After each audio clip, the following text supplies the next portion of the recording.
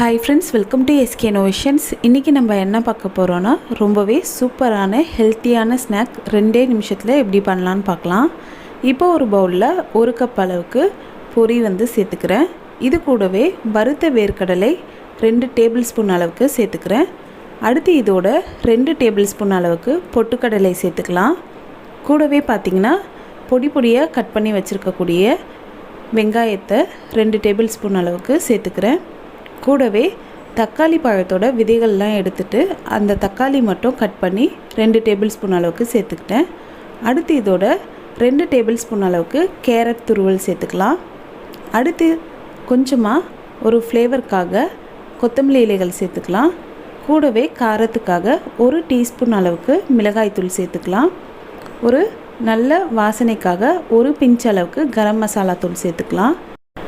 அடுத்து நம்ம சேர்த்துருக்கக்கூடிய வெங்காயம், தக்காளி, கேரட்டுக்கான உப்பு மட்டும் சேர்த்துக்கலாம். பொரிக்கு பார்த்திங்கன்னா ஆல்ரெடி உப்பு இருக்கும், அதனால் வெங்காயம், தக்காளி, கேரட் மட்டும் சேர்த்துக்கோங்க. கூடவே 1 டீஸ்பூன் அளவுக்கு லெமன் ஜூஸ் சேர்த்துக்கலாம். இப்போ இதை நல்லா மிக்ஸ் பண்ணி விட்டுக்கலாம். இந்த வெங்காயம், தக்காளி, மிளகாய்த்தூள், உப்பு இது எல்லாமே இந்த பொரியில் நல்லா மிக்ஸ் ஆகி இருக்கணும். அப்போ தான் இது ஒரு நல்ல டேஸ்ட் கொடுக்கும். இதில் நீங்கள் இந்த டைமில் இன்னுமே கொஞ்சம் ஃப்ளேவர் வேணும்னா ஒரு 1/4 டீஸ்பூன் அளவுக்கு தேங்காய் எண்ணெய் சேர்த்துக்கலாம். தேங்காய் எண்ணெயை தவிர மற்ற எண்ணெயெல்லாம் நீங்கள் எதுவும் யூஸ் பண்ணக்கூடாது. வேணும்னா சேர்த்துக்கலாம், இல்லாட்டி நீங்கள் எண்ணெய் அவாய்ட் பண்ணிக்கலாம். நான் இன்றைக்கி எண்ணெய்லாம் எதுவும் சேர்த்துக்கல. இப்போ பார்த்திங்கன்னா இந்த பொரியோடு நல்லா மிக்ஸ் பண்ணி விட்டாச்சு. அவ்வளோதான், சர்வ் பண்ண வேண்டியது தான். இது நல்லா மிக்ஸ் பண்ணிவிட்டு உடனே சாப்பிட்றத விட நல்லா மிக்ஸ் பண்ணி வச்சுட்டு 1 நிமிஷம் கழித்து நீங்கள் சாப்பிட்டிங்கன்னா இந்த பொரியில் மசாலாலாம் நல்லா ஊறி நல்ல டேஸ்ட்டு கொடுக்கும். இந்த மசாலா பொரி பார்த்திங்கன்னா பொதுவாக பீச் சைட்லலாம் தான் விற்பாங்க. இனிமேல் இந்த மசாலா பொரி சாப்பிட்ணுன்னா பீச்சுக்கெலாம் போகணுன்னு அவசியமே இல்லை.